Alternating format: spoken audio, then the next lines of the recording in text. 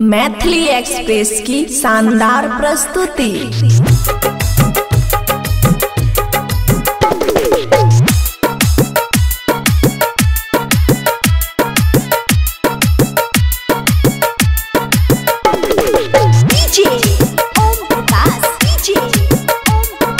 खुशी recording studio बलुआहा। पियाजी के नाम का भरो करवा चौथ का व्रत मैं करूं। पियाजी के नाम का भरो करवा चौथ का व्रत मैं करूं। लंबी उम्र हो पिया की, लंबी उम्र हो पिया की, बस इतनी सी विनती करूं। मांग पियाजी के नाम का भरो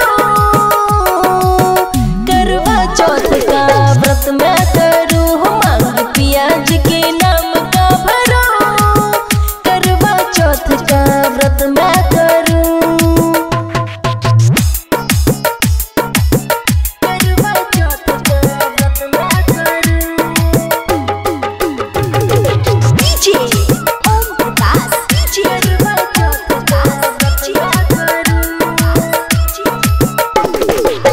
चांद सा चमके सूरज जैसा दमके, रह में सुहागन हाथों में चूड़ी खन के।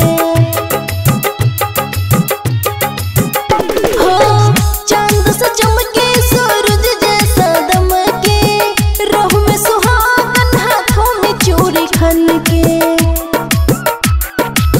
जन्म जन्म तक रहूं संग सजना के बलैया हरो। मांग पियाजी के नाम के भरो करवा चौथ का व्रत मैं करूं।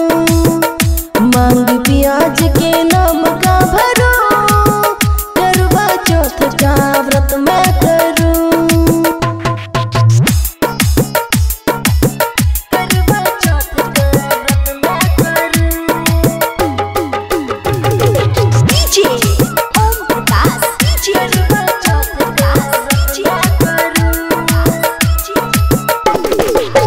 कम ना हो मेरी सजना की चाहत, हम दोनों की जोड़ी रखना सलामत।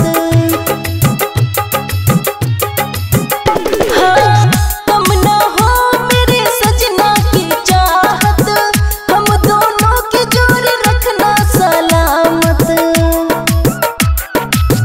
चांद को देख व्रत तोरो सजना के बलैया हरो। मांग पियाजी के नाम के भरो करवा चौथ का व्रत मैं करूं। हो मांग पियाजी के नाम का भरो करवा चौथ का व्रत मैं करूं। खुशी रिकॉर्डिंग स्टूडियो बलुआहा।